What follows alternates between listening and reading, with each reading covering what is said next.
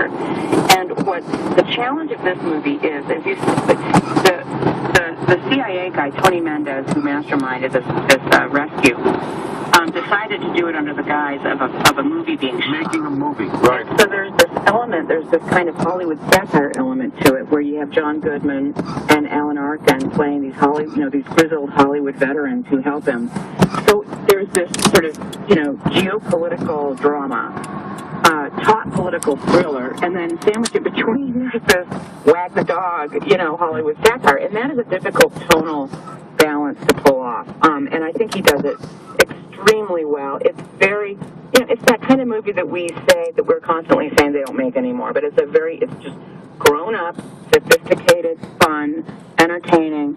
You just get, And true. And actually true, I'm told. And true, which is just, and at the end, he shows these sort of side-by-side shots of the actual news footage of the events that he's depicting and his staging of them, and it is uncanny. I mean, he really, and I won't even go into who's in the cast, but they're unrecognizable. I mean, the casting is so good in terms of the Americans and they ended up staying with the Canadian ambassador. And for years, the whole mission was credited to Canada because they couldn't disclose, it was classified, and it was only declassified in '97. I had never heard the story. I mean, I had never heard a word of the story, so I was just gobsmacked.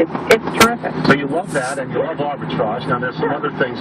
There's a Tom Hanks movie called Cloud Atlas with Tom Hanks and Halle Berry. I know nothing about it. Is it good as well? Well, this is called Cloud Atlas, and it's based on what I would consider an unadaptable book of the same name by a superb author named David Mitchell. And this is probably the hardest. I think this might be the hardest, most difficult novel I've ever read. It has multiple characters, multiple storylines, multiple time periods. It toggles back and forth between them all. It creates its own spoken language at one point, not to mention sort of, cinematic language and novelistic language. I mean, it is gnarly. It takes multiple days to watch, too, doesn't it? Like 5 hours. It has to be, though, and when I it played at Toronto, where I just got back from, and people were saying, it's too long. It's like, that is just not a valid critique, because this would take days to tell. And I think the Wachowski siblings, Lana and Andy Wachowski, who did The Matrix, and Tom Twyker, a German director, collaborated on it, and I honestly give them all the credit.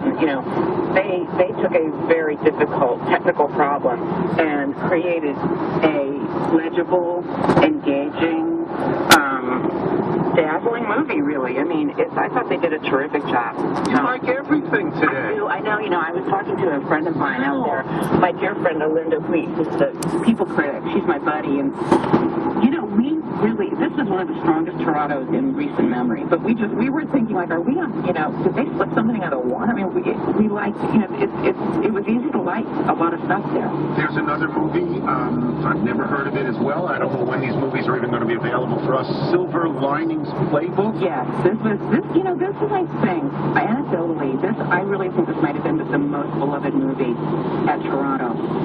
And this one is with Bradley Cooper and Jennifer Lawrence in a kind of misfits in love romantic comedy that takes place in Philadelphia for our Philly fans out there, and it's from David O. Russell, who we just last saw coming out with The Fighter, which was terrific. Which is terrific. Even though The Fighter is a tale that has been told 10,000 times on screen, it was terrific. Exactly, and again, and this is kind of one of those same things. It's like this is misfits in love, two people with young adults with issues, and it's kind of spiky and kind of, it's kind of like, well, I do feel like we've seen this before, but it is a really appealing, warm, lovable movie. Don't we see the same movie with the same woman and Ryan Gosling every year?